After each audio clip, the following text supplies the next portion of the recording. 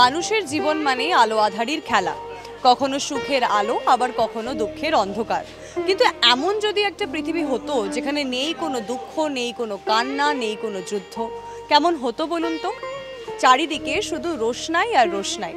নমস্কার, আজ মহানগরের মহাপুজোতে আমরা উপস্থিত আহিরিতলা যুবকবৃন্দ পুজো প্রাঙ্গণে।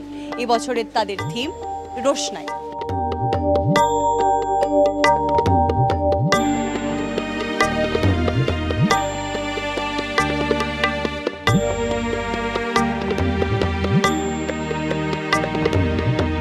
এবছর আমাদের থিম হচ্ছে রোশনাই, যেটা হচ্ছে রোশনাই মানে আমরা বুঝতে পারছি কোনো আলোর ঝলকানি, এবং এই আলো এবং ছায়ার মাঝখানে কিন্তু সৃষ্টি হয়েছে এক মায়াময় জগৎ, এবং এই কল্পনার জগতের মধ্য দিয়ে কিন্তু পৌঁছে যাচ্ছে আমরা ভবিষ্যতে।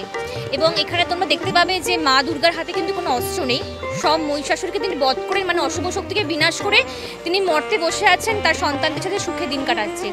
এর মাধ্যমে আমরা ভবিষ্যতের রোশনাই কিন্তু তুলে ধরেছি এবছর মণ্ডপে।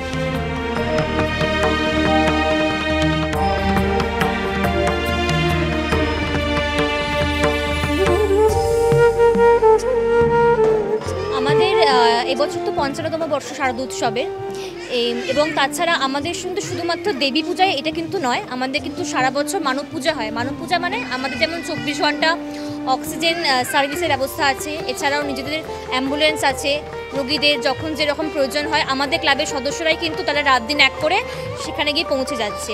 এবং তাছাড়াও আমরা ব্লাড ডোনেশন ক্যাম্প করি বছরে ৪ বার, যাতে স্পেশালি আমরা যখন গ্রীষ্মকালে যখন ব্লাডের খুব প্রয়োজন হয় তখন আমরা, এবং আমাদের বলতে পারো কোভিডের টাইমে যখন ২০২০-২১ টাইমে আমরা যতদিন লকডাউন চলেছিল আমরা এখানে একটা কমিউনিটি কিচেনের ব্যবস্থা করেছিলাম।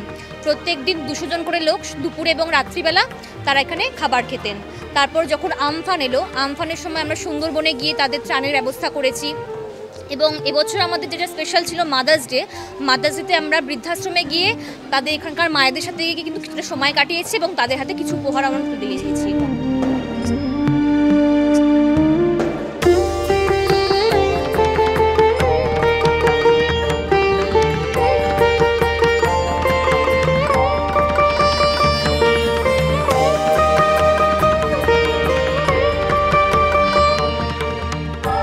মণ্ডপ জুড়ে আলো আঁধারির খেলা। মণ্ডপে পা দিলেই মনে হবে যেন পৌঁছে গেছেন কোনো রঙিন মায়াবী জগতে। তাছাড়াও এই মণ্ডপের মায়ের একটি বৈশিষ্ট্য রয়েছে, মায়ের হাতে কোনো অস্ত্র নেই। যুদ্ধের শেষে সব অস্ত্র মা সমর্পণ করেছেন মহিষাসুরের মাথার উপর, ঠিক যেন যুদ্ধের শেষে ফিরে এসেছে শান্তি। আপনারা দেখতে থাকুন মহানগরের মহাপুজো। ক্যামেরায় সুবীর দাসের সঙ্গে আমি আয়ুষী, কলকাতা টিভি।